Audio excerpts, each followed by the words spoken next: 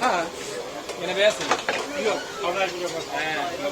Hi. Bazen sizin personelde de geziyorlar. Görüyorum. Paket. You can have a sandwich with lavash or special bread. Hi, welcome to my YouTube channel. I came today to Beşiktaş. Here is one of the best Döner kebab in Beşiktaş. As you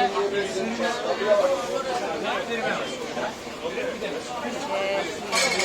see here. Hi.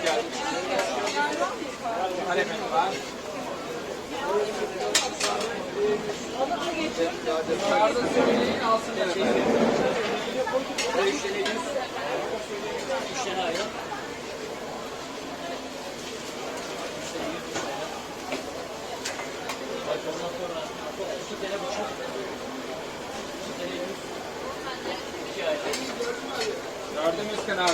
Özlemiştim ha. Can Bizim zaman oldu. order Geçen bir şey paylaşıyordun abi. portion with rice.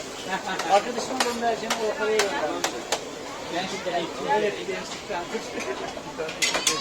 Olur öyle şeyler. Bir tane 300. Bir tane üstü, bir tane küçüğe 100. Tamam. Ne yapıyorsun? Aynı devam mı? Ha. Yine beyaz mı? Yok. Haber bile bak. Hi. Bazen sizin personelde de geziyorlar. Görüyorum. Paket. You can have a sandwich with lavash or special bread.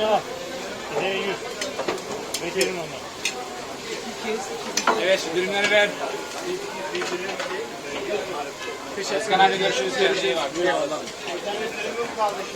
Kimi bir mi? Bir tane dürüm. Ya.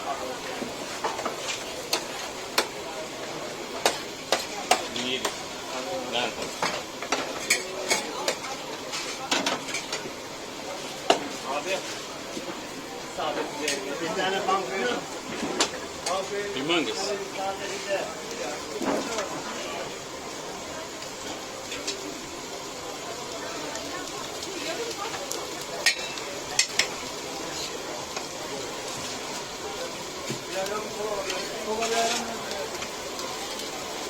You can have different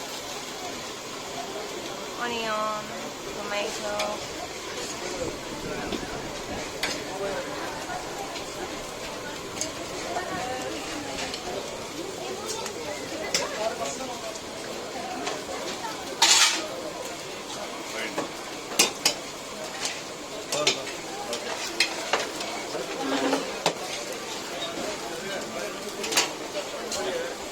Bir tane tomik yap. Bir tane pide çeker mi? İçecek var mı? İçecek olan var mı? Hayır konu. Bir tane kola ver. Aykut. Diğer çıkacağım ver. Bir pidem var. Evet sizin.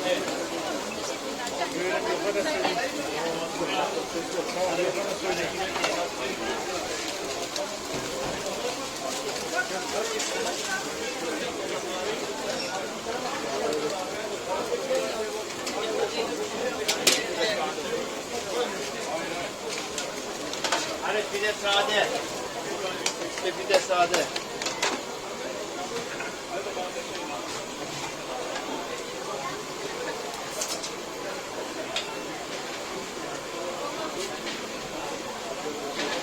Sade pide.